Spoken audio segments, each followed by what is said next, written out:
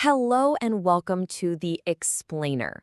Okay, let's just jump right in because today we're tackling something that is, without a doubt, a pillar of modern business: your online presence. And let's be clear, this isn't just some digital decoration or a nice to have. We're talking about fundamental infrastructure. Honestly, ignoring it is one of the biggest, most costly mistakes a brand can make today. I just love this quote because it hits the nail on the head, doesn't it? It so perfectly captures this bizarre thing that companies do. They'll build a beautiful digital shop, but then they basically turn off all the lights, lock the door, and then scratch their heads wondering why no one's coming in. You'd be shocked how common this is. So why does this happen so often? Well, a lot of it comes from a huge misunderstanding of how the internet actually works. Too many people fall for what we can call the digital casino myth, this idea that getting noticed online is just a matter of luck, a roll of the dice. And this really breaks down into two totally different ways of thinking. You've got the fantasy on one side, the digital casino.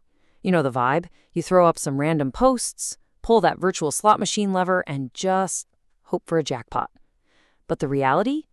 The internet is so much more like a laboratory. It's a system that demands consistent, focused effort. It runs on data, and it rewards constant, careful tuning. You see the difference, right? One is pure gambling. The other gets you measured, predictable results. And here's the really crucial part. When you decide to gamble with your online presence and you lose, that loss isn't private. It's not like a bad hand at a poker table that you can just toss away. Nope. Your failures, your neglect, that website you haven't touched in 3 years, it is all out there, in public for everyone to see 24/7. And because it's also public, that leads us directly to the next huge point: your reputation.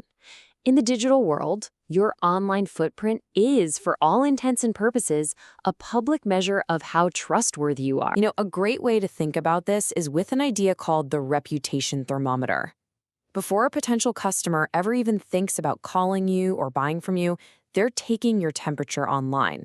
They're using your digital presence to get an instant reading on whether you're legit, whether you're trustworthy, basically whether you're worth their time and their money. So what are they looking at to get this temperature reading? Oh, just about everything. In a matter of seconds, they're glancing at your Google results, your online reviews, the comments on your social media. They're noticing if your last post was from 2021, or if your branding is all over the place. Especially in markets where people are already a bit wary of getting scammed, a careless presence is an immediate red flag. The thermometer just reads ice cold, and poof, they're gone. Okay, so we've covered the human perception side of things. But what about the systems themselves? This is where a lot of people get really frustrated, right? It feels like these platforms are actively working against them. But let's pull back the curtain on that. Come on, you've probably asked yourself this at some point. It's such a common feeling. You're putting in the work, you're creating stuff, but you're getting zero visibility. It can feel really personal. It can feel like Google or Facebook or whoever just has it in for you. But here's the simple, kind of freeing truth of it all. The algorithm doesn't hate you. It doesn't feel anything at all. It's not being cruel. It's just a cold, impartial system. It's just doing math. It's processing inputs and delivering what it calculates to be the most relevant outputs. You can't argue with it, and it definitely doesn't have a grudge. So if it's all just math, how do you solve for X? Well, you gotta feed it the right inputs. The algorithm is basically a machine designed to reward a few key things. It wants fresh, genuinely good content. It wants a website that's technically sound and super fast, and it's hungry for social proof, things like great reviews and real engagement. Give the system what it's built to look for, and suddenly the math starts working for you. And this brings us to the solution, the actual game plan. If the internet isn't a casino, but it's more like a laboratory or a complex engine, then you need a playbook that treats it that way. You need an engineering playbook. And honestly, if you take one thing away from this explainer, let it be this: stop gambling, start engineering. It's the big strategic shift you have to make.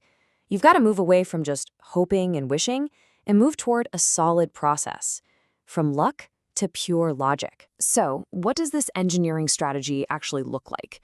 It really comes down to these 4 parts. First, treat your website like a core product, not some static brochure. That means you are always updating, always testing, always refining it. Second, think of SEO like compounding interest in a savings account. It's not about one big deposit. It's about making small, regular investments that grow into something huge over time. Third, treat your social proof, your reviews, your shares, your testimonials, like the electricity that powers your whole operation. You need a constant visible flow to keep the lights on.